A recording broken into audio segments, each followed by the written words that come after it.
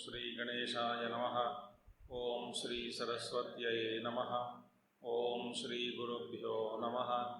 ओम समस्तजनकल्याणे निरतं करुणामयं नमामि चिन्मयं देवं सद्गुरुं ब्रह्मविद्वरं सद्गुरुं ब्रह्मविद्वरम्।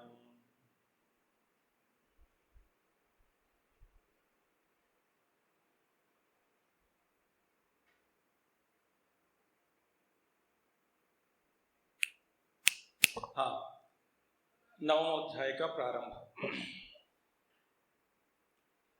अष्टमे नाड़ी द्वारेण धारणा योगः सगुणः उक्तः।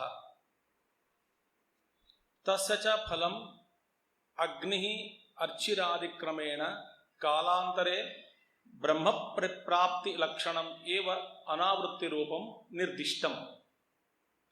तत्र अनेन एव प्रकारेण मोक्ष प्राप्ति फलम् अधिगम्यते न अन्यथा इति तद आशंका व्यावृत्सया श्री भगवानुवाच। अब देखिए, पिछले अध्याय में अष्टमें नाड़ी द्वारेण, 8वें अध्याय में योग शास्त्र के सारे बातें बताई गई। ओंकार का उच्चारण करना और अपने आप को, मन को ऊपर उठाकर भ्रू मध्य में स्थापित करना, फिर वहां से ब्रह्मरंध्र के ओर लेके जाना, ये आंतरंगिक योगाभ्यास है। आध्यात्मिक विषय योग शास्त्र। वो धारणा माने मन को ठीक ठाक सारे इन बाहर की दुनिया से निवृत्त होकर यहाँ पे केंद्रित करके भ्रू मध्य में, और वहां से फिर भ्रुवोर मध्य प्राणमावेश्य सम्यक, इधर से फिर ऊपर उठाकर अपने आप को ब्रह्मरंध्र के द्वारा ऊर्ध्व गति को प्राप्त करना, वो तो धारणा योग बताया गया। किसमें? 8वें अध्याय। सगुणः उक्तः माने अंगों के साथ बड़ी विस्तार पूर्वक, बड़े अच्छे अच्छे क्या कहते हैं, मार्ग के द्वारा, उपायों के द्वारा बताए गए। तस्य च फलम, उसका फल क्या है इस योग के द्वारा? अग्नि अर्चिरादि क्रमेण कालांतरे ब्रह्म प्राप्ति लक्षणम। अग्नि अर्चिरादि मैंने अग्निमार्ग, अग्नि ज्योति आहा शुक्ल षण्मासा उत्तरायणम। इसका मतलब क्या है? अग्नि, पहले अग्नि देवता माने मृत्यु के समय में कौन सा यह काल में शरीर छोड़ने से किस गति को जीव प्राप्त कर लेता है योगी। काल के अंतर्गत तो कालाभिमानिनी देवताएं हैं। यदि आप शरीर छोड़ देते हैं शुक्ल गति में, शुक्ल माने शुक्ल मार्ग के द्वारा, किस समय आहा अग्नि ज्योतिषी, ये लोग, ये दोनों देवताएं हैं, सारे काल के अभिमानिनी देवताएं हैं।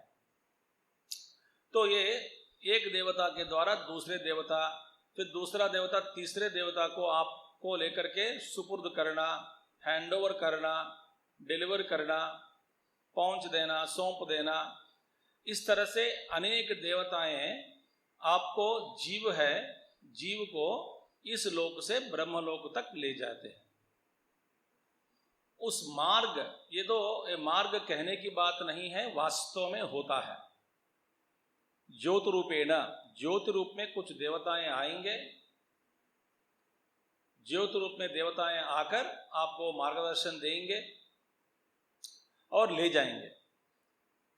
मुंडकोपनिषद में भी इस तरह का प्रस्ताव आया है कि जब आप आहुतियां डालते हैं अग्नि में, हाँ, वही आहुतियां जो आपने किया मेहनत से कर्मकांड में, वो आहुतियां आपको मृत्यु के समय इस लोक से, मृत्यु के बाद इस लोक से ऊर्ध्वलोक तक वो मार्ग दिखाते दिखाते आपको ले जाते हैं, माने कोई ना कोई आपके साथ आते हैं। इसी तरह ईशावास्योपनिषद में भी जो साधक प्रार्थना करते हैं अग्निदेव को, ओ अग्निदेव मुझे मार्ग दिखाओ, मैं अभी इस तरह का जीवन मैंने जी लिया और धर्म सत्य धर्माय दृष्टये, मैं ये तो सत्य धर्मनिष्ठवान हूँ और इस धर्म के द्वारा मैं जीवन जिया हूँ, अब मेरे को आप लेके जाइए अग्नि नय सुपथा, अच्छे मार्ग से, मुझे अंधकार मार्ग में नहीं, अच्छे मार्ग से लेकर के मुझे ऊर्ध्वलोकों के पास, ऊर्ध्वलोकों के ओर लेके जाइए। ऐसे प्रार्थना वहां पे भी करते हैं साधक। ठीक है, ये तो लोकांतर गति की बात हुई, योग की बात हुई। तस्य च फलम अग्नि अर्चिरादिक्रमेण कालांतरे ब्रह्म प्राप्ति लक्षण, धीरे धीरे धीरे धीरे कर्म मुक्ति के द्वारा ये जीव इस संसार को छोड़कर, जीव है, जीव रूपेण अपने शरीर के साथ तादात्म्य रख, शरीर माने स्थूल शरीर नहीं, व्यक्तित्व के साथ है, तो वो जीव धीरे धीरे धीरे धीरे ब्रह्मलोक तक जाएगा। एवं अनावृत्ति रूपम निर्दिष्टम, और ब्रह्मलोक में भी, ब्रह्मसूत्र में भी अनेक प्रकार के विचारें आए हैं, और कुछ तरह के लोग कुछ कुछ उपासना के द्वारा ब्रह्मलोक को जाने के बाद भी वहां से फिर आने वाले भी है कुछ लोग, ब्रह्मसूत्र में इसका प्रस्ताव आया है। ऐसा कुछ साधना के द्वारा कुछ लोग वहां जाने के बाद फिर लौट के नहीं आते, वहीं से ब्रह्मा जी से तत्वमसी का उपदेश लेकर के, और जब सृष्टि के अंत में जब ब्रह्मा जी का जो प्रलय काल आ जाता है, तब उस समय ये जीव जो है वहां बैठे हैं, वो उनको भी मुक्ति मिल जाती है ब्रह्मा जी के उपदेश के द्वारा।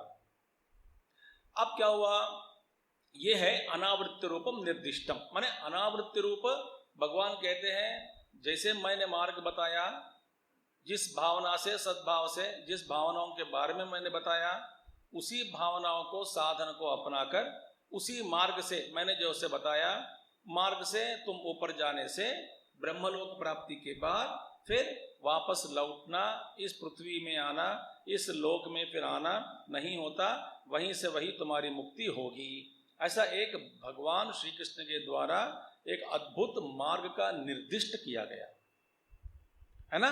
ये सारे मार्ग का क्या विचार है, क्या विचार यही है कि धारणा के साथ, धारणा के साथ, तो तत्र अनेन एव प्रकारेण, अनेन एव प्रकारेण मोक्ष प्राप्ति फलम अधिगम्यते न अन्यथा इति। अब ये प्रश्न पूछा गया कि भैया आप बताइए, क्या यही है क्या मार्ग, जिस मार्ग से द्वारा जाने से ही मोक्ष मिलेगी, और कोई दूसरा नहीं है क्या मार्ग?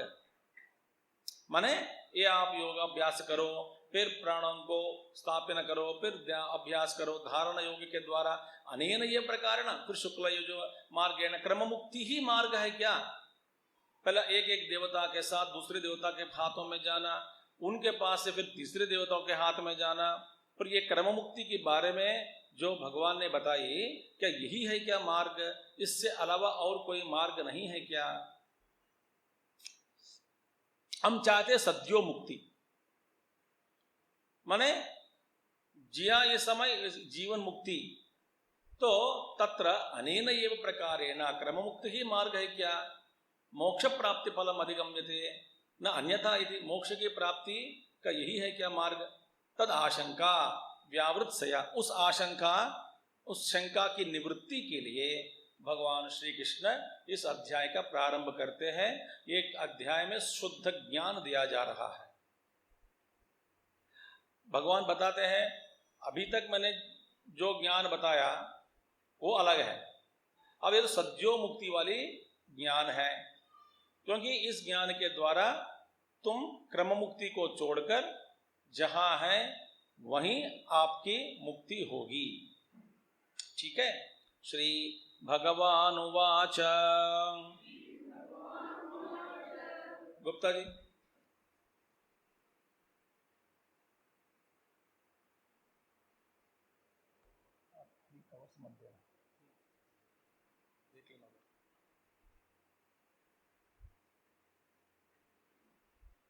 एक श्लोक के बाद जाना, एक श्लोक के बाद जाइए, एक श्लोक के बाद, वही मैं कह रहा हूं।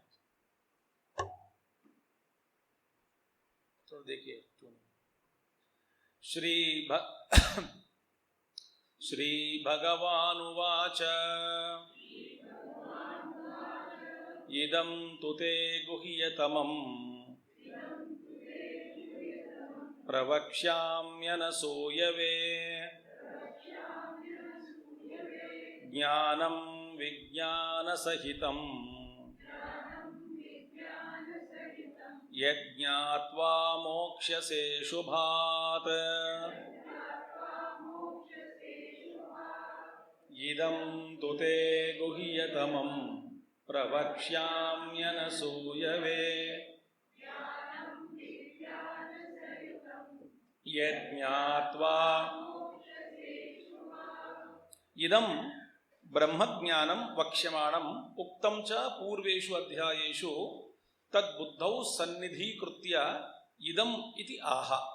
तु शब्दः विशेषण निर्धारणार्थः। इदम् एव सम्यग्ज्ञानं साक्षात् मोक्ष प्राप्ति साधनं। वासुदेवः सर्वमिति आत्मा एव इदं सर्वं एकमेवाद्वितीयम् इत्यादि श्रुति स्मृतिभ्यः न अन्यत्। अब देखिए इदम, इदम, अब इस एक एक पद का हम जरा विश्लेषण करके जाएंगे। इदम माने ब्रह्म ज्ञानम। देखिए सीधा ब्रह्म ज्ञान। ब्रह्म इदम माने क्या मतलब? इदम ब्रह्म ज्ञानम। अच्छा, तो इदम का मतलब क्या है? प्रत्यक्ष। जो प्रत्यक्ष है हमारे अब भाष्य के साथ साथ थोड़ा और भी नहीं, भाष्य का ही विचार है और थोड़े बड़े अच्छे ढंग से थोड़े धीरे धीरे अंदर प्रवेश करके थोड़ा उसका हम अध्ययन करने का प्रयास करते हैं। इदम का मतलब क्या है? जो प्रत्यक्ष है ना। प्रत्यक्ष माने प्रत्यक्ष गोचर। वास्तव में प्रत्यक्ष का मतलब क्या है? इंद्रिय प्रत्यक्ष कहलाते हैं। माने जो इंद्रियों से अनुभव किया जा सकता उन्हीं को हम कहते हैं प्रत्यक्ष। वास्तव में जनरल साधारण भाषा में प्रत्यक्ष माने आंखों के साथ देखा गया, कान के साथ सुनने में आया, सुन सकते हैं, जो देख सकते हैं, सुन सकते हैं, सूंघ सकते हैं, त्वचा ग्रहण कर सकते हैं, स्पर्श कर सकते हैं, इंद्रिय प्रत्यक्ष हो गया। अब ब्रह्म ज्ञानम, इदम का मतलब क्या है? फिर ब्रह्म ज्ञान कोई एक वस्तु के रूप में प्रत्यक्ष दिखाई देता क्या? नहीं। तो इदम करके किस लिए कहां पे? वहां पे भगवान श्री कृष्ण इदम का तात्पर्य क्या है? इदम का तात्पर्य यही है कि प्रत्यक्ष का मतलब सिर्फ इंद्रिय गोचर ही नहीं होता। Are you understanding what I am telling? प्रत्यक्ष का मतलब केवल इंद्रिय गोचर ही प्रत्यक्ष है ये जरूरी नहीं है। नहीं, तो प्रत्यक्ष का मतलब क्या है? अभी यहां पे बुद्धि प्रत्यक्ष के बारे में बता रहे हैं। बुद्धि ग्राह्यम अतीन्द्रियम, इंद्रिय गोचर नहीं है मगर बुद्धि में इस ज्ञान को बिठा सकते हैं। आपको बात समझ में आ गई? तो बुद्धि के द्वारा ही आप कुछ ज्ञान को, विषयों को अनुभव करके, बुद्धि के द्वारा आप अनुभव करके उसको प्रत्यक्ष के रूप में स्वीकार कर सकते हैं। उसी को भी प्रत्यक्ष कह सकते हैं, बुद्धि प्रत्यक्ष। अब देखिए बुद्धि प्रत्यक्ष, अच्छा माने बुद्धि प्रत्यक्ष माने क्या है? जो निस्संदिग्ध ज्ञान होता है उसी ज्ञान को बुद्धि प्रत्यक्ष कहते हैं। निस्संदिग्ध, निस्संदिग्ध माने समझ में आ गया कि अंग्रेजी में बोलूं? बताओ। डाउटलेस नॉलेज, निसंदिग्ध, संदिग्ध अवस्था माने डाउट, शंका। तो शंका रहित ज्ञान बुद्धि में जो ज्ञान हम प्राप्त करते हैं शंका रहित, इसमें किसी भी तरह का कोई कुछ डाउट नहीं हो सकता, शंका नहीं होती। देखिए, उस ज्ञान को बुद्धि प्रत्यक्ष कहते हैं। ठीक है, एक बात हो गई। तो भगवान यहां पे बताने वाला कौन है? भगवान, उपदेशक, उपदेश देने वाला। उपदेश देने वाले के मन में यह ज्ञान के बारे में कोई संदिग्ध नहीं है, वो तो निसंदिग्ध होकर ही प्रवचन दे रहे हैं। प्रवचन देने वाला, ठीक है, यहां पे भगवान है, उनके मन में इस ज्ञान के बारे में कोई संदिग्ध है क्या, कोई शंका है क्या? उनको तो नहीं है। तो उपदेश देने वाले में इस ज्ञान के बारे में कोई संदेह नहीं है, कोई डाउट नहीं है, शंका नहीं है, तो बिना शंका इस ज्ञान का बोध अर्जुन को करा रहे हैं। हो गई बात। और भगवान चाहते हैं जैसा मैं इदम इदम रूपेण, बुद्धि में प्रत्यक्ष रूपेण, अनुभव रूपेण मैं उसको देख रहा हूं, देख सक रहा हूं, इसी तरह अर्जुन मैं तुमको यह बोध कराना चाहता हूं। ठीक, जैसे मेरे लिए बुद्धि में प्रत्यक्ष है इदम के रूपेण, इदम रूपेण, इसी तरह तुमको भी मैं इसी अनुभव को मैं कराना चाहता हूं। तो इदम इदम माने स्पष्ट रूप में कोई भी चीज दिखा सकते हैं, यहां पे बुद्धि प्रत्यक्ष है, उसको इदम, इदम माने इसीलिए आचार्य शंकराचार्य ने क्या कहा इधर भाष्य में, ब्रह्म ज्ञानम। यहां पे इदम का माने मतलब क्या है? ब्रह्म ज्ञान। शंका, देखो बुद्धि में, उसको घुमा लो कोई कोट,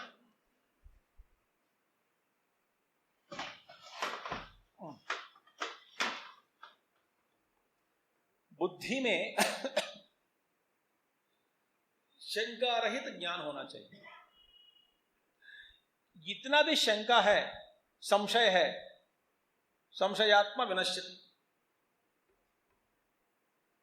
इसलिए सारा वेदांत शास्त्र आपको क्या देता है? निसंदिग्ध ज्ञान प्रदान करता है।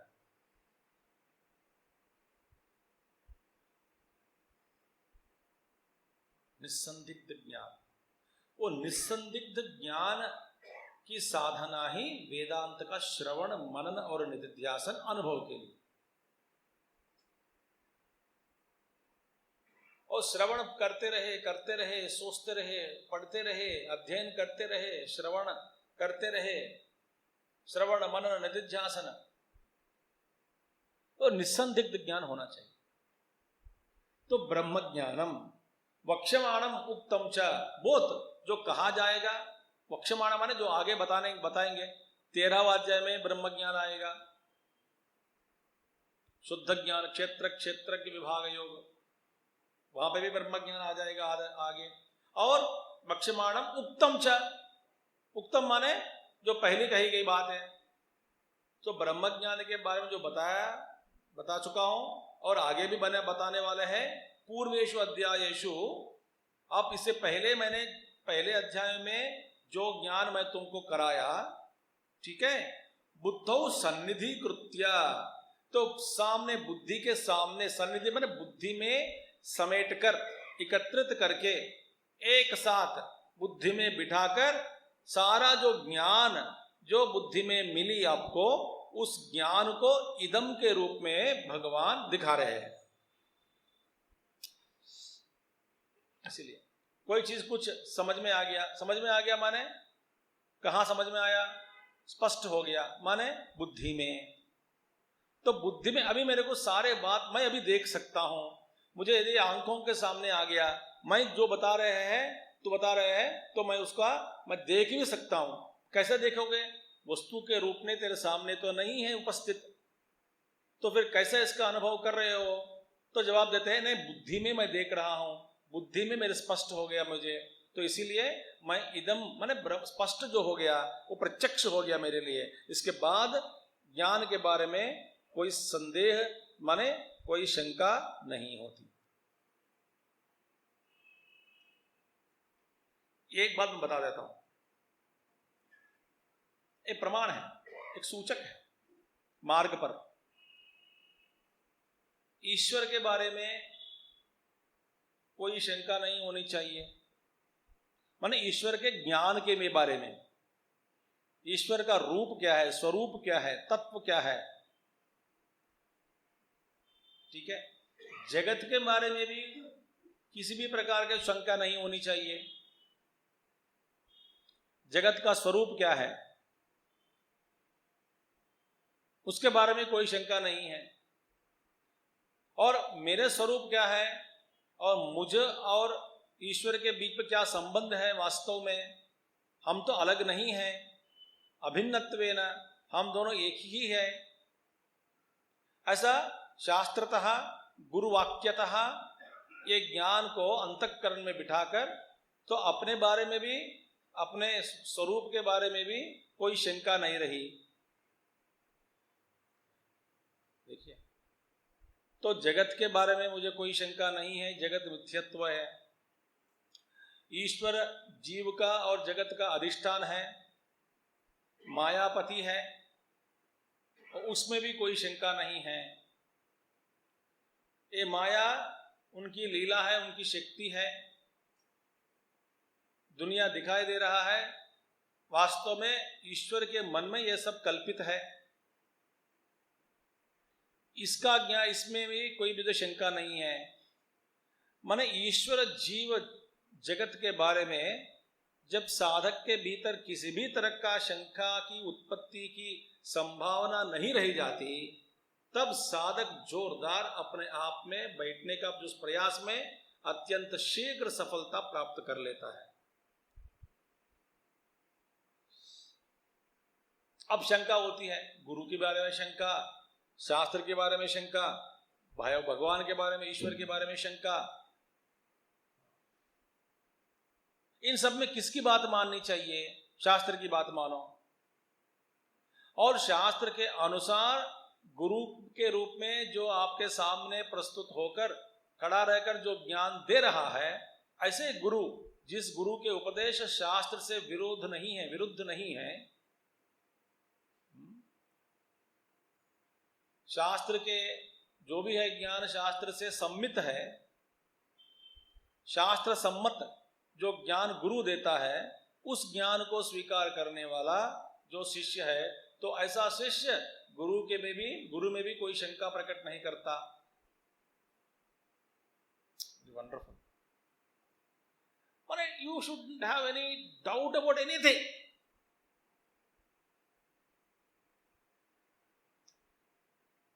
अब इस शंका जब निवृत्ति हो जाती है ना, तभी इसको कहते हैं बुद्धौ सन्निधि कृत्य। ये सारा ज्ञान समेटकर स्वरूप के बारे में, जगत के बारे में समझ में आ गया, मेरे स्वरूप क्या है और ईश्वर से मैं अभिन्न हूं, ये सारा ज्ञान बुद्धि में बिठा दिया, उसमें कोई शंका नहीं है। उस बुद्धि में जो हुआ ज्ञान को इदम रूपेण प्रत्यक्षत्वेन अनुभूयते, उसको कहते हैं इदम। तू क्यों कहा गया तू फिर शब्द? तू शब्द इसीलिए विशेषणार्थम, माने पहले कहे हुए ज्ञान से ये अलग है, एक विशिष्ट ज्ञान मैं तुमको दे रहा हूं। पहले क्रम मुक्ति की बात कही गई, अभी तुमको सद्यो मुक्ति के बारे में मैं बोध दे रहा हूं। सद्यो मुक्ति बहुत हो गया, अभी क्रम मुक्ति के बारे में सुन लिया, अभी सद्यो मुक्ति माने इसी जन्म में, इसी अवस्था में तुम ब्रह्म का बोध कैसे कर सकते हो। इसीलिए तू विशेष निर्धारणार्थ, तू शब्द का ये हो गया। अब ये भगवान कहते हैं इदम तुते गुह्यतमम, तो इदम एवं सम्यक ज्ञानम साक्षात मोक्ष प्राप्ति साधनम। इदम एवं सम्यक ज्ञानम माने कौन सा यह सम्यक ज्ञान साक्षात मोक्ष प्राप्ति साधन बन गया? निशंक रहित ज्ञान बुद्धि में जो बिठाता है ना, वही ज्ञान मोक्ष प्राप्ति के लिए निसंदिग्ध है। You understand what I said? तो निसंदिग्ध ज्ञान ही मोक्ष प्राप्ति के साधन है। संदिग्ध ज्ञान मोक्ष प्राप्ति का साधन नहीं हो सकता। देखिए, तो इदमेव सम्यक ज्ञानम साक्षात मोक्ष प्राप्ति साधनम। इदम माने मैंने बता दिया, इदम का मतलब क्या है? जो आगे दिखाई दे रहा है वो नहीं है, वस्तु रूपेण बुद्धि में जो बैठी है ज्ञान, जो बैठा हुआ ज्ञान, तो वासुदेव सर्वमिति, ये है ज्ञान। अब देखिए, अनुभव नहीं हुआ अभी, मगर इसमें शंका भी नहीं है।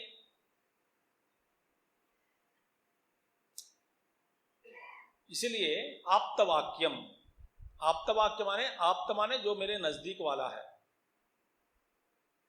जो मेरे खास व्यक्ति है, वो आके मुझसे कहेगा स्वामी जी आप इस चीज के लिए ढूंढ रहे हैं, बस वहां दुकान पे जाइएगा, 20 मील के बाद 20 मील आप सफर करके उधर जाइए, एक दुकान है, वहां आपको इस चीज मिल जाएगी।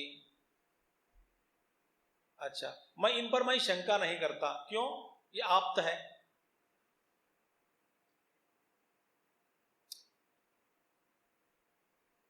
तो आप्तवाक्य तो गुरुवाक्य, तो बिना शंका मैं उस बात को स्वीकार करके वहां जाऊंगा और मेरी जो चाहिए आवश्यक चीज वो मिल जाती है।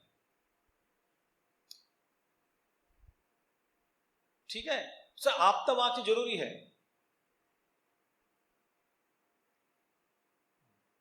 शब्द प्रमाण, इसी को कहते शब्द प्रमाण। शब्द प्रमाण माने आप्तवाक्य।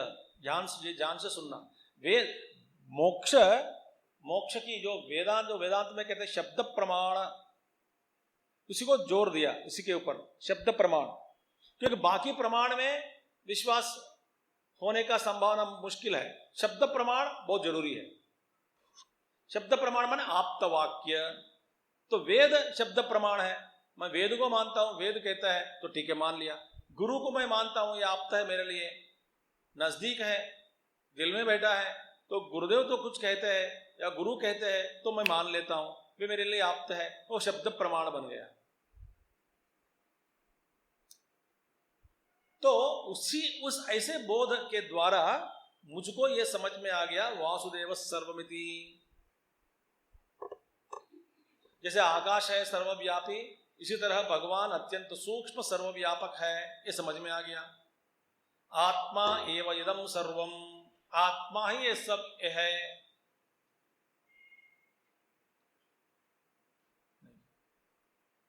कोई शंका नहीं है। इदं सर्वम एकमेव अद्वितीयम, एकमेव, तो एक बोलने के बाद अद्वितीय बोलने का क्या जरूरत है? क्योंकि एक में जो ब्रह्म है, ब्रह्म जैसे कोई दूसरी वस्तु नहीं है, इसको हटाने के लिए अद्वितीयम कह रहे हैं। ब्रह्म एक हो सकता है, ब्रह्म जैसे वस्तु एक ही हो सकता है, मगर ये इसमें इस शंका की निवृत्ति नहीं हो सकती। आप यो कहोगे ब्रह्म एक है, भगवान एक है, ब्रह्म एक है, कह के छोड़ दिया तो फिर मुझे समझ में आता है कि ब्रह्म जैसे एक ही है व्यक्ति या वस्तु, माने ब्रह्म के अतिरिक्त, ब्रह्म के अलावा, ब्रह्म के अलावा और एक रूप ब्रह्म, जो ब्रह्म नहीं है, ब्रह्म जैसे नहीं है, मगर और कोई जैसे वाला कोई हो सकता है। संभावना है कि नहीं? तो ब्रह्म एक में एक संभावना है, इस संभावना को हटाना है, इसलिए अद्वितीयम। और ब्रह्म के अंतर्गत अद्वितीय में ब्रह्म जैसे कोई और नहीं है व्यक्ति, ब्रह्म से विरुद्ध दूसरा जो ब्रह्म जैसा है उसका विलक्षण और कोई वस्तु नहीं है। अच्छा, अद्वितीय में ये आ गया बात। दूसरी बात है, अद्वितीय में ये भी बात आ गई कि ब्रह्म के अंतर्गत कोई वैविध्य नहीं है।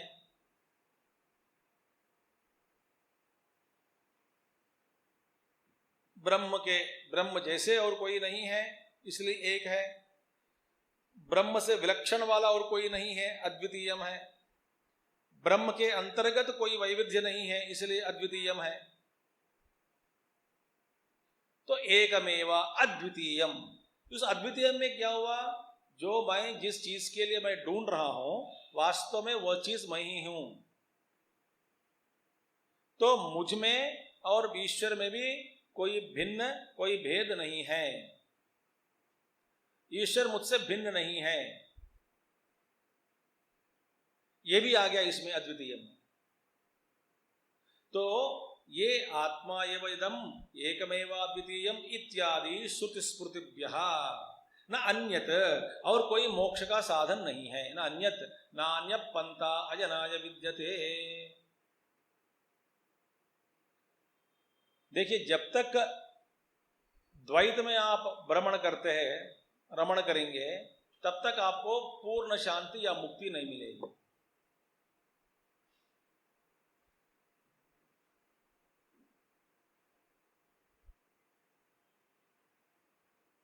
इसीलिए यहां पे न अन्यत, और कोई मार्ग नहीं है इसके अलावा। तो ये बोध कराना चाहता है। तो बोध से पहले, इस बोध से पहले विश्वास तो कर लो।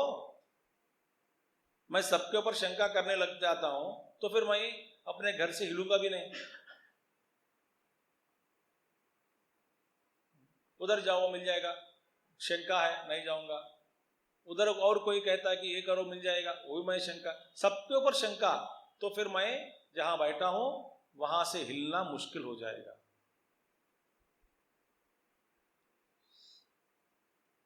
अद्भुत बात है। अथ ये अन्यथा तो विदुः अन्य राजानः ते क्षयलोका भवन्ति इत्यादि श्रुतिभ्यः।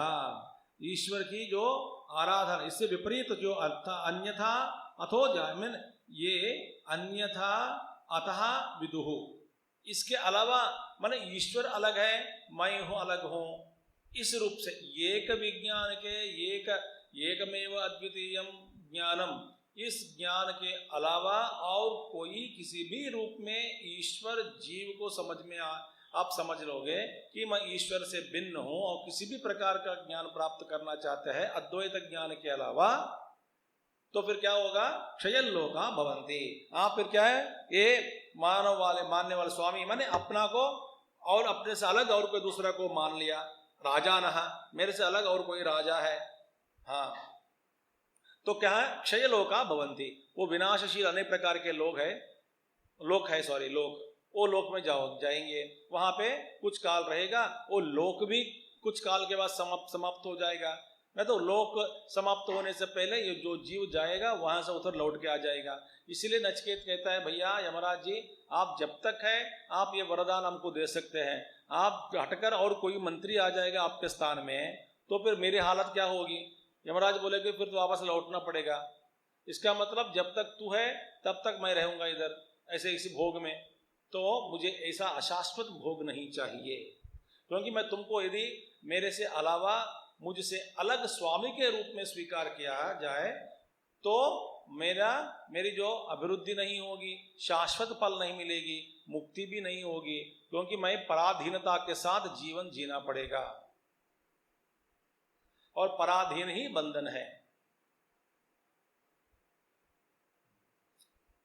अथ ये अन्य अथा तो विदुः अन्य राजानः ते क्षयलोका भवन्ति। बस ये कुछ लोग जो लोक में आप जाओगे, लोक ही क्षयलोका, शाश्वत लोक नहीं है, वहां जाके आ जाओगे वापस। अच्छा, अतः इस तरह का जो ज्ञान तुभ्यम, ऐसा इस तरह का जो ज्ञान, तुभ्यम माने तुझे, तुमको, माने ये ज्ञान क्या है, विश्लेषण क्या है इसका? गुह्यतमम। विशेषण क्या है? ये ऐसे मामूली ज्ञान नहीं है, ये तो गुह्यतमम, गुह्य, गुह्यतर, गुह्यतमम, सुपरलेटिव डिग्री। अच्छा, गुह्य माने जो चीज छिपाकर रखा जाए उसको हम कहते हैं गुह्य। कोई चीज है आपसे छुपाकर मैंने कहीं रखा, वो हो गया गुह्य। ठीक, अब देखिए गुह्यतमम, गुह्यतमम माने सबसे अधिक बात इसमें क्या है कि सबसे अत्यंत गुह्यतम क्या है, सबसे ज्यादा गुह्यतम वस्तु, गुह्य वस्तु क्या है, गुह्य वस्तु जो जानने में बहुत बड़ा कठिन है। ध्यान से सुनिए कुछ देर के लिए, बाद में आपको अपना मन को बोल दीजिए भटकने की। अत्यंत गुह्यतम माने गुह्यतम वस्तु क्या हो सकता है? देखिए वो है जीव का स्वरूप। जीव का स्वरूप ही गुह्यतम है। क्यों भैया? अब बड़े महात्मा लोग अच्छा इसका विश्लेषण करते हैं।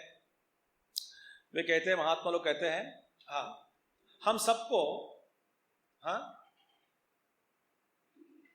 अपना जो स्वरूप है, अपने स्वरूप को हम सब जानते हैं। जानते हैं माने मैं एक चैतन्य हूं, मैं ये कोई जड़ वस्तु नहीं हूं, ये तो जान लिया कि नहीं? जानते हैं नहीं आप? कम से कम सिर तो हिलाइए, ऐसा थोड़ा ऐसा हिलने से ना दो फायदा होती है, नींद चली जाएगी, दूसरी है स्पॉन्डलाइसिस हो तो वो भी चला जाएगा, कम से कम एक्सरसाइज भी हो जाएगा बार बार। हाँ समझ में आ गए।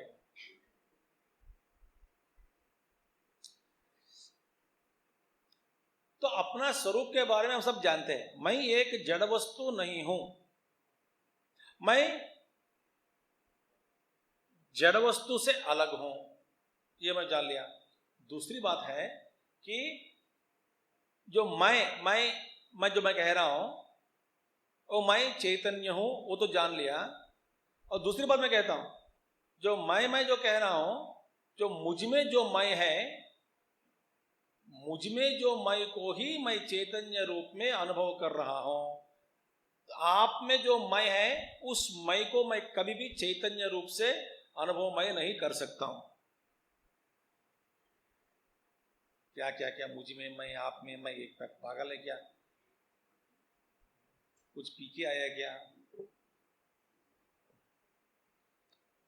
तो आप में जो मैं है, वो मैं मुझे नहीं दिखाई नहीं देता। जान से सुन, जान से। इसका मतलब क्या है? मैं चैतन्य स्वरूप हूं, वो जान लिया। दूसरा क्या है? मैं चैतन्य हूं, ये अनुभव केवल मुझ में जो मैं है उसी में हो रहा है। मेरी दृष्टि में जो देखा जा रहा है, जो देखने में अनुभव आ रहा है, वो तो जड़ ही जड़ है। अब हो गया मैं केवल। लगता है आपको ज्यादा डोज हो रहा है आज। अब मैं केवल हूं, कारण चैतन्य रूप में मुझे जो अनुभव मिल रहा है, अभी मिल रही है, उसमें जो मैं जो कहता हूं, मैं ही चैतन्य हूं, मैं जानता हूं। अच्छा जान लिया, तो जान लिया। और दूसरा क्या? जान भी लिया मगर जानते भी नहीं है। मैं अपने आप को एक चैतन्य रूप हूं, जरा विश्लेषण करके कोई गुरु के सामने बैठकर गुरु जब बताते हैं कि तुम ये थोड़ा ध्यान करो, इसका विश्लेषण करो, सोचो, विचार करो, करने पर मुझे ये समझ में आ गया कि मैं एक चैतन्य रूप हूं, मैं जड़ वस्तु नहीं हूं। समझ में आ गया। मगर वो मैं का स्वरूप क्या है? चैतन्य रूप हूं, वो समझ में आ गया, मगर किस तरह का जो चैतन्य हूं मैं ना, इसका मतलब मैं, इसका विस्तार क्या कितना है? मैं ये परिच्छिन्न है, अपरिच्छिन्न है। और उस मैं में जो मैं नहीं हूं, उन चीजों में भी मैं वो मैं को लगाकर व्यवहार कर रहा हूं। जैसे कि शरीर में नहीं हूं, मगर शरीर में भी मैं को लगा दिया। मैं प्राण में मैं नहीं हूं, फिर भी मैं को लगा दिया। वस्तु में मैं नहीं हूं, हाँ मैं मर गया, हाँ मैं मर गया, क्यों मर गया? वो तो कुछ आप मेरे सामने जो कुछ चीज पड़ी है वो कोई चोर आके लेके गया। हाँ मर गया। तो कैसे तू कैसा मरा? वो चीज तो चली गई, तो वस्तु से भिन्न है। माने वस्तु में भी मैं मेरे मैं को लगा दिया। माने जहां पर जो वस्तु है, जड़ वस्तु है, जो मैं नहीं हूं, उसमें भी मैं मेरे ये मैं को स्थापना कर दिया।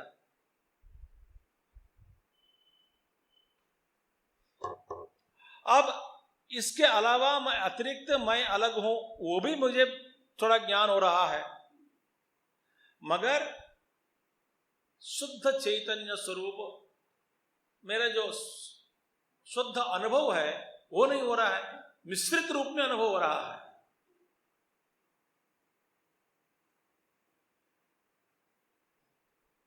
माने कुछ चीज ऐसे हैं वास्तव में जो मैं कह रहा हूं मैं नहीं हूं, ऐसे जो इन सभी मयों को हटा दे। जिस मैं को हटाया नहीं जा सकता उस मैं वास्तव में मैं हूं, और वह मैं ईश्वर के साथ अभिन्न है, और उस रूप में सारी सृष्टि का मैं अधिष्ठान हूं, ब्रह्म हूं। ये अनुभव हुआ नहीं। ठीक है, तो फिर इसलिए गुह्य हो गया नहीं है। अच्छा, आप कौन है? आप है तो अपने आप को आप आंखों से देख नहीं सकते, हाँ जी। कानों से अपने बारे में दो शब्द कुछ सुन सकते क्या? नहीं। फिर इंद्रिय से आप अपने आप आपके लिए, आप अपने आप अपने लिए प्रत्यक्ष नहीं है। आप अपने लिए ही अपने इंद्रियों से प्रत्यक्ष नहीं है, तो भी अपने आप को स्वीकार करते हैं कि नहीं? अस्तित्व के रूप में करते हैं। प्रत्यक्ष नहीं है तो भी मैं स्वीकार कर रहा हूं, तो इंद्रिय से अगोचर है तो भी मैं स्वीकार कर रहा हूं, जानते हुए भी मैं अपना स्वरूप को नहीं जानता हूं। अच्छा, अब देखिए बड़ी बात, जो महात्मा लोग कहते हैं जो खुली चीज रखी गई, जो सबके सामने है, वो कुछ गुह्यतम माने कहीं एक छिपा कर नहीं रखा। जैसे कि हाथ में पेंसिल रखकर पेंसिल के लिए ढूंढते हैं, कान में लगा देते फिर ढूंढते हैं, चश्मा कान इधर ही कान, तो उसी चश्मा के द्वारा अपने चश्मा को ढूंढते रहते हैं। जब पोता आके कहेगा दादाजी जिस चश्मा के लिए क्या ढूंढ रहे हो? चश्मा। तो आपके नाक के ऊपर बैठा है, नाक के ऊपर ही। अच्छा हाँ, क्या दादाजी? और आत्मबोध में उदाहरण देते हैं, कंठाभरणम, माने कंठ में आभरण है, वो पीछे घूम गया, हाथ लगाए तो उसका अनुभव नहीं हुआ। और घर पूरा ढूंढ रहे हैं, तो किसी ने कहा कि आप जो गले में लटक रहे हैं वो क्या है? तो कहा ऊपर उठाओ, हाँ इधर ही है।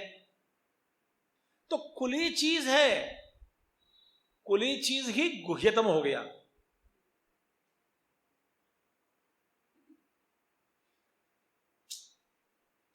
जैसे कि मैं अपने आप को, मेरा अपने आप अनुभव कर रहा हूं तो भी कर नहीं कर रहा हूं, जान सकता हूं, जान रहा हूं, फिर भी जान नहीं सकता हूं। अच्छा, ये अत्यंत गुह्य, ये भगवान एक वस्तु है, सर्वव्यापक है, बेचारा उस वस्तु को कहां छुपा के रखेगा बताओ?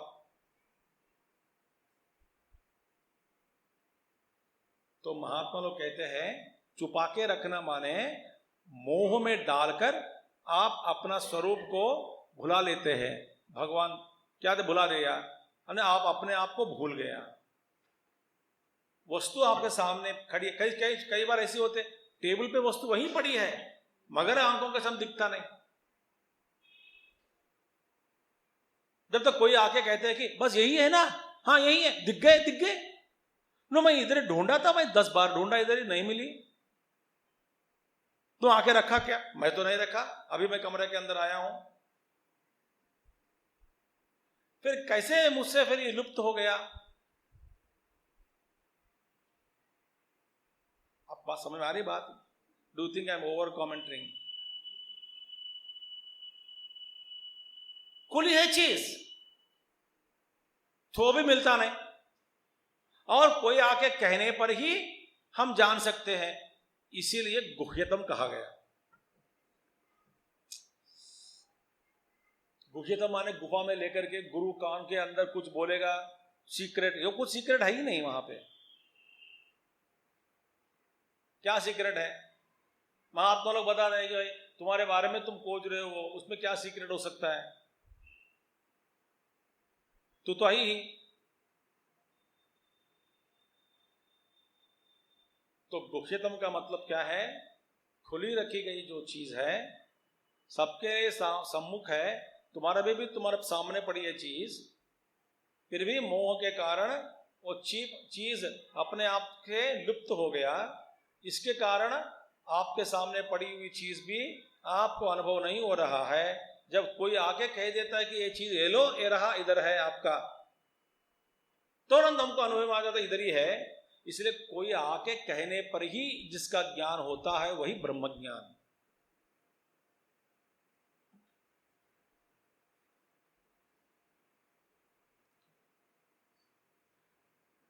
ऑन ए क्वेस्ट मूवी में जो आप देखा होगा, एक डायलॉग भी आता है, गुरुदेव कहते हैं तपोवन जी के पास जाकर के वहां पे बोलते हैं, शिवानंद जी महाराज मुझे बहुत कुछ पढ़ाया और इसके बाद मैं आप पे आया हूं, you pushed me beyond. Tapovan ji अनुभव कराया गुरुदेव को, अनुभव के लिए सिद्ध किया, तैयार किया गया गुरुदेव किसके द्वारा? स्वामी शिवानंद जी के द्वारा। तैयार करने के बाद उनके पास भेजा, जाके दोनों अनुभव ही है।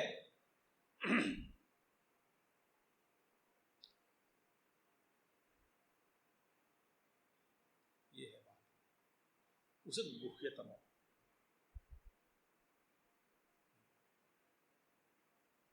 कितने अच्छे बातें हैं देखिए,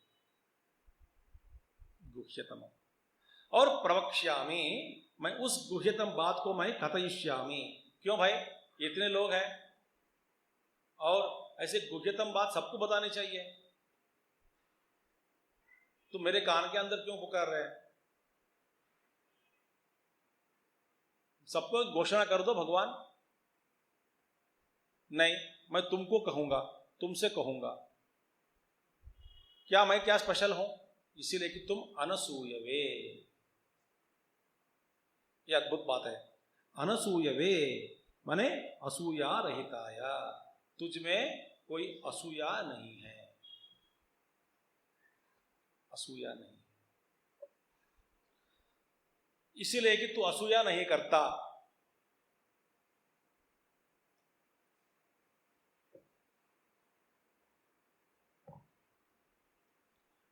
असूया का मतलब क्या है?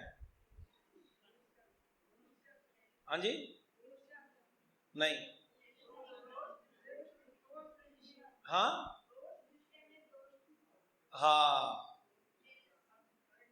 दोष देखना। अब देखिए, असूया का मतलब क्या है? कैवलिंग in English, carp, CARP, carping, कैवलिंग। माने क्या होता है? इसका मतलब क्या है? जहां दोष नहीं है, जहां दोष है, दोष देखो तो कोई बात नहीं, ठीक है। जहां दोष नहीं है उसमें आप दोषों को देखते हैं, आप असूया हो गए।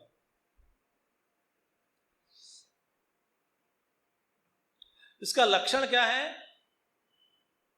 लक्षण यही है कि जो कुछ भी आपसे बताया जाए, आप इसमें गलतियां ढूंढ ढूंढ कर प्रस्ताव करते हैं।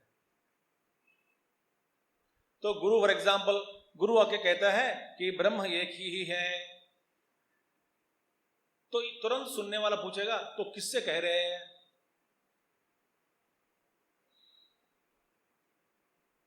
ब्रह्म एक ही है तो आप किससे कह रहे हैं? मुझसे। तो ब्रह्म यदि एक है तो मैं कहां से आया हूं? इस तरह के गलतियां ढूंढने वाले जो होते हैं ना, असूया होते हैं, असूया।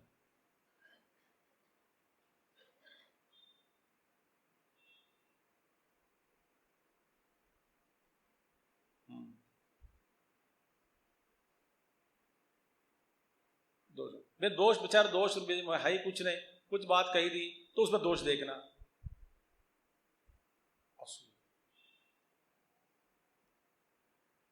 ये असूया के कारण क्या होता, ये असूया क्या हो सकता है, असूया वाले वास्तविक तात्पर्य को ना समझ करके दूसरा जो अर्थ है उसी को स्वीकार कर लेते हैं। पहले ही बताने से पहले ही दोषों को देखने लग जाते हैं। इसलिए महात्मा लोग क्या कर चुपचाप बैठते हैं। तो बेवकूफ लोगों के सामने मुंह क्यों खोलना। ऐसे कई महात्मा लोग बातें नहीं करते हैं।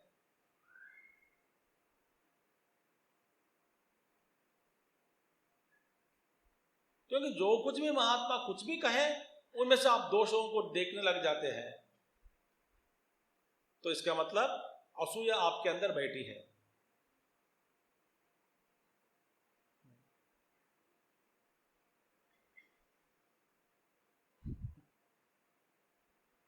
जैसे कि मैंने कोई प्रस्ताव किया कोई कार्यक्रम के बारे में, तो आपको लगता है कि मैं पैसा पूछ रहा हूं, तो असूया ही है। जिसका प्रस्ताव मैं नहीं कर रहा हूं, आप देखोगे कि ये पैसा मांग रहा है, असूया है।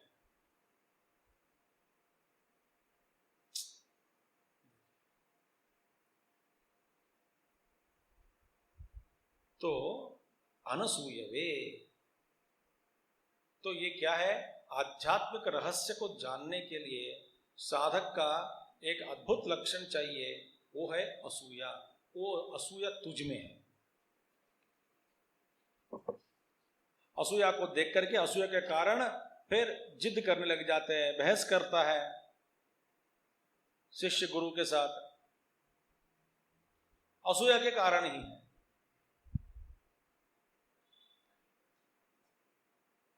हमसे बहुत लोग बोलते हैं कुछ कुछ असूया के कारण ही है। कोई मिलता है कि ये हम अस्वीकार नहीं करते, ये आप गलती कर रहे हैं। भैया ये गलती, मैंने एक बार कुछ रामचरितमानस के जो एक अंश है राम गीता पर, मैं कहीं एक प्रवचन दे रहा था, कहीं एक दूसरे मिशन सेंटर में, तो कहीं वहाँ पे प्रश्नों का क्रम अलग है लक्ष्मण जी का, और उत्तर भगवान राम जी का जो उत्तर उसका क्रम अलग है। ठीक है, वो पता नहीं वो बेवकूफ़ आदमी पर सुना कि नहीं, कथा क्या सुना पता नहीं। फिर उन्होंने ये क्या है, तो पहले उनसे उनका क्रम अलग था, ये बाबा जी ने अपना क्रम से बोल रहे हैं, वो क्रम ही बदल दिया। अरे बेवकूफ, राम जी खुद ही इनका क्रम को बदलकर जवाब दे रहे हैं। लक्ष्मण जी एक प्रश्न पांच छह प्रश्न पूछे कि ये क्या है, ये क्या है। भगवान बोले कि भैया तुम माया के बारे में पूछा, तीसरा प्रश्न पूछा, मैं पहले माया के बारे में कह देता हूं। विद्या के ज्ञान के बारे में आखिर में पूछा, मैं ज्ञान के बारे में बीच में बोल देता हूं। इसका क्रम तो मुझे बदलने का जो फ्रीडम है कि नहीं, विकल्प, बोले कि विकल्प है, जवाब सबका देना है मगर क्रम बदल दो, तो अच्छी बात। जो सुनने वाले हैं ये तो समझ में नहीं आया, तो सोचा कि स्वामी जी क्यों बदल दिया, ऐसा नहीं करना चाहिए था। ऐसे इस तरह के बेवकूफ लोगों को दुनिया में बहुत लोग हैं, तो उनके ऐसे जो लोगों को बोलते हैं असूया वाले हैं। ना समझ के कारण असूया करते हैं, समझने के बाद भी असूया करते हैं। माने ये इनके जो दोष ढूंढ कर निकालने वाले जो है, ये साधक नहीं, कभी नहीं बन सकते।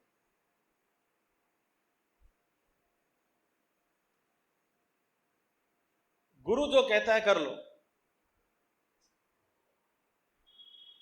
किसी ने कहा कि यदि, मैं पहले बात बता रहा हूं आपको, अपनी जो कर्म फल के अनुसार, तपस्या के अनुसार ही हमको गुरु मिलते हैं। यदि हमारी तपस्या एलकेजी तक किया है तो हमारे लिए एक क्लास का फर्स्ट स्टैंडर्ड गुरु काफी है। यदि हम 10वीं तक प्राप्त उत्तीर्ण हो गया तपस्या में, तो हमारे लिए डिग्री वाला गुरु कोई दे देता है। तो यदि हम पोस्ट ग्रेजुएट तक वहां आ गया तो हमारे लिए पीएचडी वाला गुरु मिल जाता है। जैसी हमारी स्थिति उसी तरह का जो गुरु। तो एलकेजी वालों को लेकर के पीएचडी वाला गुरु बनना ये बेकार है, ये सृष्टि में नियम नहीं है ऐसा। तो पुण्य कर्म करने से ही, तो उसके अनुसार ही गुरु मिलता है। वैसे फिर बहुत सारा पुण्य किया आपने, आप गुरुदेव मिल गए आप सबको। शायद गुरु स्थूल रूप में रहे ना रहे वो अलग बात है, जिसके प्रति आप पूर्ण समर्पण भाव है वही आपको मार्गदर्शन देता है। ये गुरु के गुरुदेव के साथ भी सही है और हम सबके साथ भी यही सही है। हम भी वैसे व्यवहार करते हैं। जो आपके पूर्ण श्रद्धा से जो बात कहते हैं तो आप उनको स्वीकार करते हैं, आपके ऊपर कोई शंका करता है तो आप उनको दूर रखते हैं, है कि नहीं? तो असूया बनो पहले, असूयवे, अनसूयवे, असूया छोड़ करके अनसूयवे, अनसूयवे बनो पहले। किम तत्, तो ऐसा किस तरह का ज्ञान कराने वाला है भगवान? ज्ञानम किम विशिष्टम, विज्ञान सहितम, अनुभव युक्त। 7वें अध्याय में भी भगवान कह दिया, कहता है कि ज्ञानम तेहम सविज्ञानम इदम वक्ष्यामि अशेषतः, 7वें अध्याय में। अभी फिर क्योंकि 8वें अध्याय में योग के बारे में, धारण के बारे में बताया, फिर भगवान उनको, अर्जुन को खींच कर ला रहे ज्ञान के प्रसंग में। अब तुम अनुभव युक्त ज्ञान मैं तुमको कराता हूं,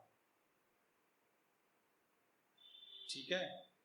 हाँ, किम विशिष्टम विज्ञान सहितम अनुभव युक्तम, यद ज्ञानम ज्ञात्वा प्राप्य, इस ज्ञान को प्राप्त करने के बाद मोक्ष से अशुभात, ये सारे अशुभ चीजों से तुम्हारी मोक्ष हो जाएगा। सबसे बड़ा अशुभ क्या है? जन्म मरण का चक्र ही अशुभ चीज है। सबसे बड़ा अशुभ क्या है? जन्म मरण का चक्र ही अशुभ है। अब देखिए, इस बड़े जो अशुभ है चक्र, उसको हम अशुभ के रूप में स्वीकार नहीं करके, जीवन में कुछ कुछ चीज हो जाते हैं उनको अशुभ और शुभ के रूप में विश्लेषण करके हम जीवन जीना चाहते हैं, ये गलत है। छोटे छोटे सुख दुख को मिलता रहेगा, मगर हमको ये समझ में आना है, बार बार जन्म लेना, बार बार मृत्यु की प्राप्ति, बार बार फिर जन्म ग्रहण करना, बार बार मृत्यु की, ये जन्म मरण चक्र जो है यही बड़ा अशुभ है।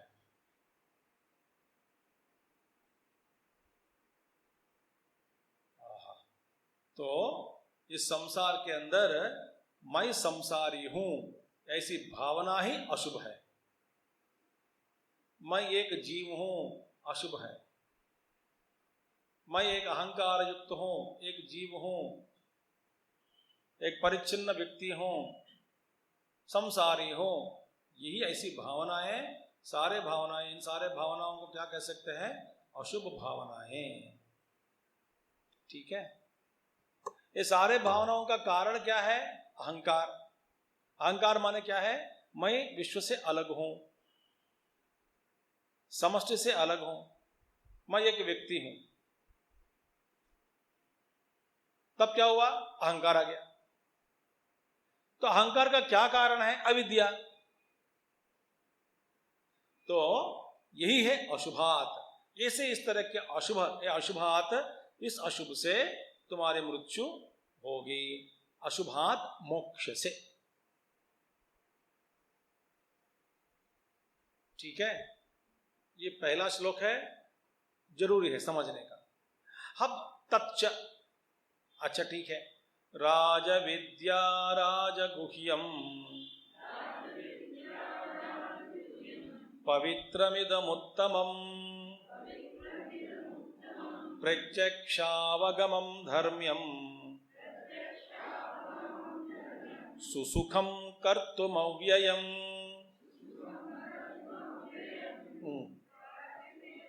राजगुह्यम् प्रत्यक्षावगमं धर्म्यम् सुसुखं कर्तुमव्ययम्। राजविद्या, इस विद्या का नाम क्या है? राजविद्या। राजविद्या, राजविद्या का मतलब क्या है? क्योंकि राजा दीप्ति, राजा कौन हो सकता है? जो प्रकाशवान। जब राजा जा रहा है, राजा के अंदर जो राजा लक्षणों के साथ जो राजा है उनमें एक तेज होता है, तेज, क्षात्र तेज बोलते हैं, क्षात्र तेज। दीप्ति, राजा माने दीप्ति, प्रकाशवान, देखिए दीप्ति, अतिशयत्वात् दीप्यते, उनमें जो विशेष गुण है राजा में, कोई किसी विशेषण के साथ, जो बाहर के जो दुनिया के जो राजा होते हैं किसी एक राज्य का, उनमें कुछ विशेषण के साथ वो प्रकाशते, दीप्यते, ठीक है। अतिशय कुछ गुण है, सद्गुण है, कुछ गुण है। तो वो राजा जब जाएगा तो सबके अंदर भी, माने सबके सामने, इन सबके बीच में रहते हुए भी अपना एक तेज को प्रकाश करता रहता है, हाँ, है ना। इनका मुख, इनके जो वस्त्र, इनके जो चारों ओर जो लोग रहते हैं, तो तुरंत पता लग जाता है कि ये अपने जो प्रकाश के साथ जो प्रवेश कर रहा है वो राजा है। तो विद्या, अध्यात्म विद्या विद्यानाम, भगवान कहते हैं आगे अध्याय में, मैं अध्यात्म विद्या, सभी विद्याओं में अध्यात्म विद्या मैं ही हूं। क्यों? तो यह राज विद्या जी दीप्ति अतिशयत्वात् दीप्यते ही यम अतिशयेन ब्रह्म विद्या सर्व विद्यानाम। अध्यात्म विद्या विद्यानाम, अध्यात्म विद्या का मतलब ब्रह्म विद्या, सर्व विद्याओं में ब्रह्म विद्या अतिशय दीप्तेन प्रकाशते, माने जो ज्यादा प्रकाश करने वाला, अपने आप को जो प्रकाशित होकर जो ज्ञान है, एक ज्ञान भासता है, ज्यादा भासता है, ठीक है। इसका मतलब क्या है? जिस विद्या को जानकर मनुष्य को सारे दुख, अपने सारे दुख दूर कर देते हैं, ये ज्ञान, ये विद्या इन सारे दुखों को दूर कर देते हैं। और कहते हैं अव्ययम, अव्यय बाद में आएगा। तो तथा राजगुह्यम, तो ये राज विद्या है, प्रकाशक है। और राजगुह्यम, राजगुह्य का मतलब गुह्यानाम राजा,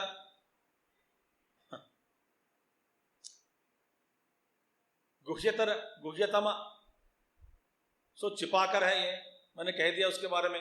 पवित्रम, पवित्र माने पावनम, ये पावन करने वाला ये ज्ञान है। विद्या राज विद्या है, राजगुह्यम है। राजगुह्य माने क्या मतलब क्या है? खुली है मगर कोई बताने से ही पता लगेगा, ऐसा एक रहस्य है। कहीं किसी देश में, काल में किसी ने छुपा दिया इस वस्तु को, ऐसी बात नहीं है। अच्छा, तथा राजगुह्यम, गुह्यानाम राजा, पवित्रम, ये ज्ञान है पवित्र विद्या, पावनम इदम, पावन करने वाला है, सर्वेषाम पावनानाम शुद्धि कारणम इदम ब्रह्म ज्ञानम उत्कृष्टतमम। ये तो ब्रह्म ज्ञान उत्कृष्ट ज्ञान है, उत्कृष्टतमम, सुपरलेटिव डिग्री फिर भी। और ये शुद्धि कारणम पावनानाम, अनेक प्रकार के चीज है, अनेक प्रकार के ज्ञान आपको पावन कर सकता है, मगर ये ब्रह्म ज्ञान है अत्यंत शुद्धि आपको प्रदान कर देता है।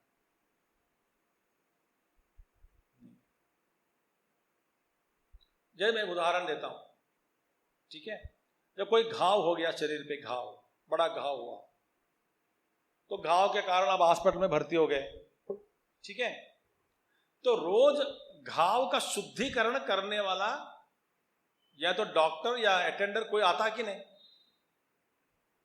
घाव को शुद्धि करने वाला माने ड्रेसिंग करने वाला, जो अपने ऑइंटमेंट लेके आएगा, पट्टी बदल देता है, रोज कुछ ऑइंटमेंट करता है, कोई कुछ ये स्पिरिट से कुछ धोता है, फिर उसको ऊपर जो चिपी रह गई, आ गई, निकल गई, सब निकाल देता है, फिर घाव को शुद्ध करके फिर अच्छा सुंदर बन के फिर नई पट्टी बांध देता है ना। उस शुद्धिकरण का समय, कितना समय वो शुद्धिकरण लागू हो सकता है बताओ? वो पट्टी बांध कर जाएगा, 5 मिनट 10 मिनट के बाद आपको फिर उसके निशान लग जाता है, खून का निशान, अंदर से खून का स्राव हो रहा है।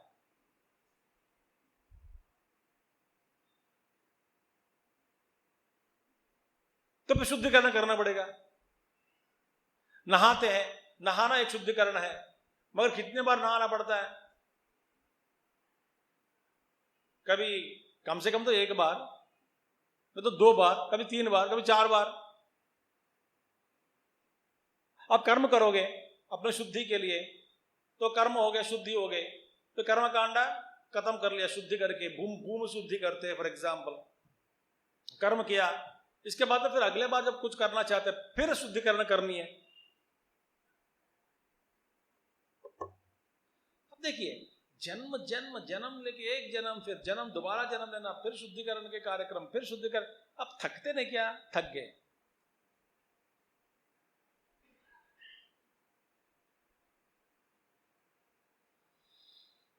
थक जाता है।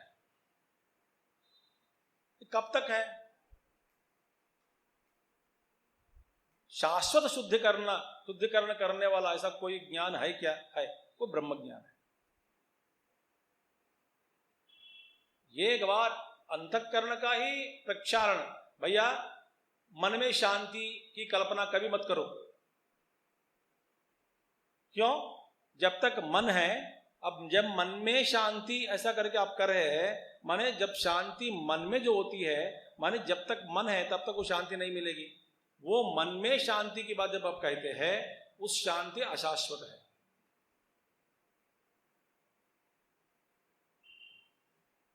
मन में दुख भी अशाश्वत है, मन में शांति भी अशाश्वत है। क्यों? जब तक मन है तो मन की शुद्धिकरण आप कितने भी प्रयास करें कोई फायदा नहीं होने वाला है। तात्कालिक कुछ समय के लिए फायदा होगा, मगर उत्कृष्ट ज्ञान क्या है? मन को हटा दे। मन को ही हटाया गया। आप देखिए, शुद्ध भाव अशुद्ध हो जाएगा अंतःकरण। अब लड़ते हैं अपने आप से, लड़कर कहते हैं कि ये अशुद्धि हो गई, ये तो फिर भगवान का नाम लो, फिर दुष्ट विचारों को दूर करो, सद विचारों को अंदर बिठाओ, तो मन शांत हो गई। अब मन शांत, पवित्र हो गया मेरा मन, ठीक है, पवित्र हो गया मेरा मन। माने मन है तो मन ही अशुद्धिकरण है। तो ब्रह्मज्ञान क्या करेगा? आपको ये मन को भी हटा देता है। अमनाह भवति, वही है शुद्धिकरण। अनेक जन्म सहस्र संचितम अपि धर्म अधर्मादि समूलम कर्म क्षणमात्रात् भस्मीकरोति। आहा, अनेक जन्मों का सहस्र, एक ने सहस्र जन्म संचितम, ये पापों का इकट्ठा कर करके बड़े डेरे बना दिया। इस पापों की डेरे को भी क्या है? धर्म अधर्म आदि, धर्म अधर्म, उसकी लड़ाई, समूलम, मूलोच्छेद कर देता है। कब? कितने समय लगेगा? क्षण मात्रात, एक क्षण में भस्मी करोति। आहा, ये है ब्रह्म ज्ञान। एक बार ज्ञान हो गया, माने उस एक ज्ञान में ही सारा, इन सारे कर्मों का, पापों का डेरे जितने भी है सब कुछ भस्म हो गया। रुई का एक बड़ा पर्वत बनाओ, है ना? अब एक उसको जलाने में कितना समय लगेगा? कुछ समय नहीं लगता है। एक मैची पर निकाल के आग फेंक दो, आपके आंखों के सामने कुछ नहीं रह जाता, भस्म हो गया। ये एक बार ब्रह्म ज्ञान हो गया, उस ब्रह्म ज्ञान में ये सारे चीजों का सर्वनाश, सच्चना, पुनः पूरा ये पापों का ढेर जो है वो मूलों के साथ मूल विच्छेद करके भस्म हो जाता है। यतः, इसीलिए कि ऐसा होता है, इसलिए कि तो किम तस्य पावनत्वम वक्तव्यम। अब उसके पावनत्व के बारे में क्या कहूं मैं, क्या कहूं, क्या कहा जाए ब्रह्म ज्ञान के बारे में? ये ब्रह्म ज्ञान प्राप्त करोगे तो सारे चीज आपको मिल जाता है, सारे ये पापों के जो ढेर है सब कुछ भस्म हो जाता है। किंच मोरोवर इसके अलावा साथ ही प्रत्यक्ष अवगमम, प्रत्यक्षेण सुखादेह अवगम्यो यस्य तत् प्रत्यक्ष अवगम। जैसे सुख, हमारे जो सुख है प्रत्यक्ष है, हस्तामलकवत सुख प्रत्यक्ष है। रसगुल्ला खा रहे प्रत्यक्ष है, जलेबी खा रहे प्रत्यक्ष है, जब पसंद की चीज खा रहे प्रत्यक्ष है। इसी तरह सुखादेह इव, सुख आदि ये सुख दुख प्रत्यक्ष है। इसी तरह ये ब्रह्म ज्ञान प्रत्यक्ष आप स्वयं अनुभव कर सकते हैं। कोई कल्पना करना, सोचना, विचार करना, ये कोई जरूरी आवश्यकता नहीं है। आप अपने आप अनुभव कर लोगे, हो गया आपके काम। बाद में दुनिया रह ही नहीं जाती दूर। माने आप किसी से पसंद है, अपने मतलब नहीं है, एकदम आपको ऐसे निडर होकर व्यवहार करते हैं, कोई डर नहीं होता, किसी के डर नहीं है, चाहे मृत्यु देवता भी आ जाए कोई डर नहीं है। अब हमारा जीवन का डर डर के जी रहे हैं। ये क्या कहोगे आप, मुझसे क्या कहोगे, डर से जीना है क्या? निडर होकर व्यवहार करना है। तो ये व्यक्ति मुझसे क्या कहेगा, पत्नी क्या कहेगी, ये दुनिया क्या कहेगी, ये उसी को संन्यास कहते हैं। संन्यास, निडर, कोई डर नहीं है बाद में, क्योंकि मैं अपने आप में बैठ गया हूं, स्थित हूं। इसलिए महात्माओं का जो व्यवहार है, गुरुदेव को देखो, किसी के साथ डर नहीं है। क्या डर है? कुछ प्राप्त करना है, कुछ पैसा चाहिए दुनिया से, तो फिर कभी कभी नाटक करना पड़ता है। जिसको कुछ भी नहीं चाहिए, क्या कुछ उनको कोई प्रलोभ कर सकता है? ये है क्या? अपने आप में बैठ गए। इसलिए महात्माओं का व्यवहार ऐसे ही है। कोई महात्मा के पास जाकर प्रलोभ करना, मैं आपको 10 रुपए दूंगा, ये काम करा ले, कर दे मेरे लिए, नहीं, कोई प्रलोभ नहीं है महात्माओं का। ये सीखना चाहिए हमको जीवन में। तो प्रत्यक्ष होने के कारण अनुभव कर लिया, अनुभव के बाद फिर दुनिया से डर नहीं, ईश्वर से भी डर नहीं, क्यों मैं ही ईश्वर हूं। पाप पुण्य है ही नहीं, क्योंकि मैं पाप पुण्य से ऊपर उठ गया हूं। पाप में कोई स्पर्श नहीं कर सकता, पुण्य भी स्पर्श नहीं कर सकता।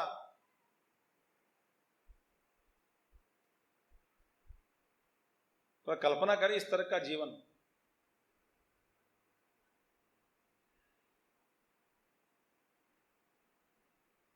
कुछ चाहिए नहीं।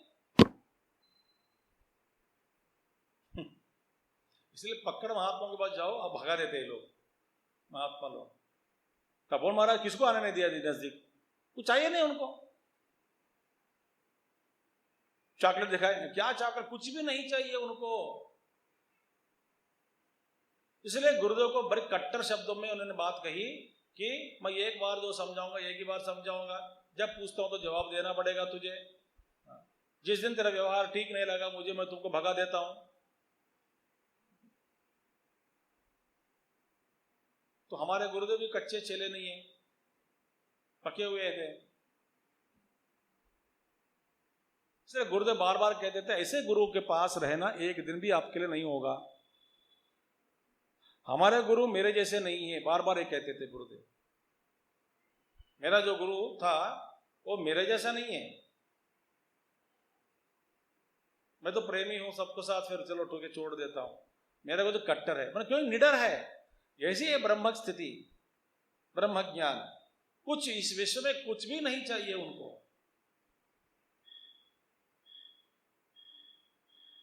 कोई पदवी नहीं चाहिए, कोई कीर्ति नहीं चाहिए, कोई कुछ भी नहीं। मेरे जो आत्म सुख में, आत्म सुख के सामने आपका जो सुख है ही नहीं, ये तो तुच्छ है, घास के समान है।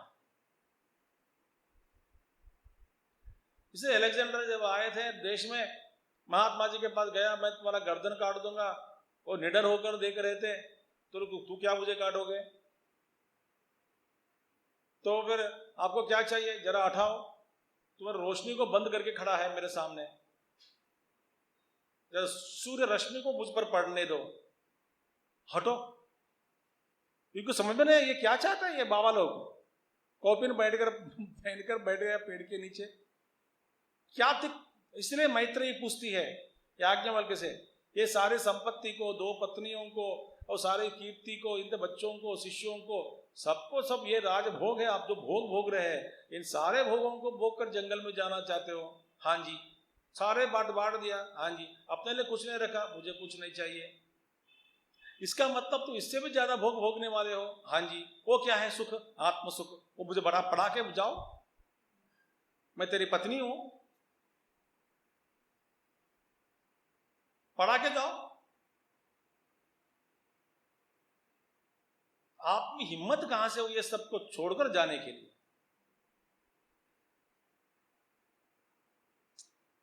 वही तेज जो आत्म सुख जब होता है, वही पावन कर देता है आपको। प्रत्यक्षावगमम, प्रत्यक्षेण सुखादेह अवगमो यस्य तत् प्रत्यक्षावगमम। अनेक गुणवतः अपि धर्म विरुद्धत्वं दृष्टम न तथा आत्मज्ञानम धर्म विरोधी किंतु धर्म्यम धर्मात् अनपेतम। अनेक गुणवतः, कुछ दुनिया में कुछ ऐसे हैं, अनेक गुण सद्गुण उसमें है, तो भी धर्म विरुद्धम दृष्टत्वम, धर्म विरुद्धत्वम दृष्टम।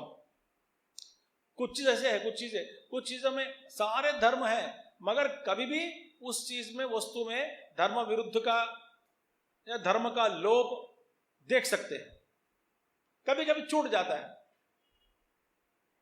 मगर तथा आत्मज्ञान में कभी भी धर्मलोप नहीं होता। और धर्म क्या है? सच्चिदानंद रूप कहो, शाश्वत आनंद कहो, धर्म विरोधी तथा आत्मज्ञानम धर्म विरोधी न धर्म विरोधी किंतु धर्म्यम धर्मात् अनपेतम। वे अपने धर्म से कभी च्युति नहीं हो सकता, पाप नहीं पाती। क्या? ब्रह्मज्ञान। तो ब्रह्म वस्तु जो है, आत्म वस्तु जो है, आत्मज्ञान में, वो तो शाश्वत है, उसमें कोई धर्म का लोप नहीं हो सकता, धर्म से कभी अलग नहीं हो सकता। बाकी कोई भी वस्तु में आज का धर्म आज धर्म है, कभी धर्म में च्युति होने का संभावना है।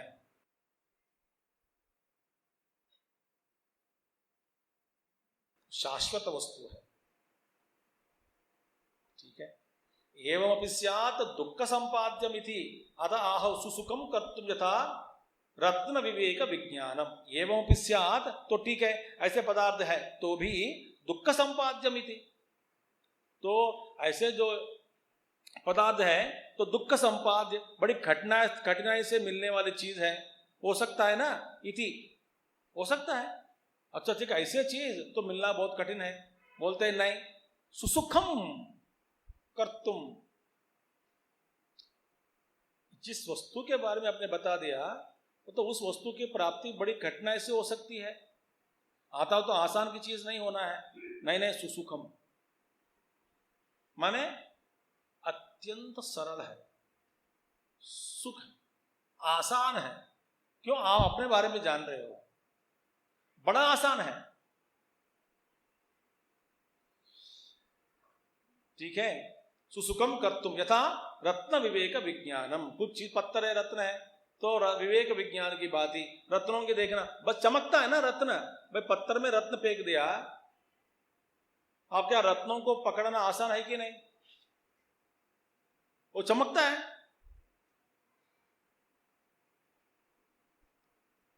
इसी तरह ये ज्ञान चमक रहा है।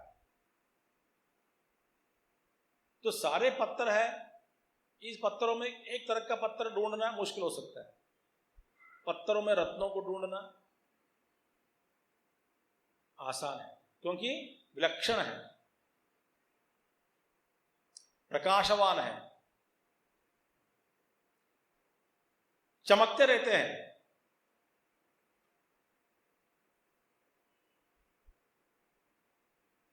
ओहो, बड़े अच्छा उदाहरण, रत्न विवेक विज्ञानम। तत्र अल्प आयासानां कर्मणा सुख संपाद्यानां अल्पफलत्वं दुष्कराणां च महाफलत्वं दृष्टम् इति इदं तु सुख संपाद्यत्वात् फलक्षयाद् व्येति इति प्राप्तम अत आह। अच्छा, दुनिया में आप देख सकते हैं अल्प आयासानां, थोड़ा कर्म करा, कर्म में आयास मन मेहनत, तो थोड़ी मेहनत किया आपने, और सुख संपाद्यानां अल्पफलत्वम, थोड़ी मेहनत के साथ जो आपको सुख मिलता है, सुख का फल अल्पकाल के लिए होता है कि नहीं? थोड़ी मेहनत किया, थोड़ा फल मिला, कुछ समय के लिए आपको सुख मिलेगा, ठीक है। दुष्कराणाम च बड़े बड़ी कठिनाई से बड़े यज्ञ यागादि कर्म, बड़े बड़े कर्म करिया, महाफलत्वं दृष्टम, उसका फल क्या? बड़ा बड़ा फल है। तो छोटा कर्म किया तो आपको आसानी से कुछ फल मिल गया, कुछ काल के लिए फल मिलेगा। बड़े बड़े कर्म किया, बड़ी मेहनत से किया, तो महाफल, बड़े बड़े फल मिलेगा आपको। इदम तो दुष्टम इति, इदम तो, ये तो सुख संपाद्यत्वात् फलक्षयाद् व्येति, ये तो आप कहते हैं ये ज्ञान अत्यंत सुसुखम कर्तुम, अत्यंत आसान है, इसका मतलब जल्दी छूट जाएगा हाथ से। क्योंकि लोक में ऐसे देखा जाए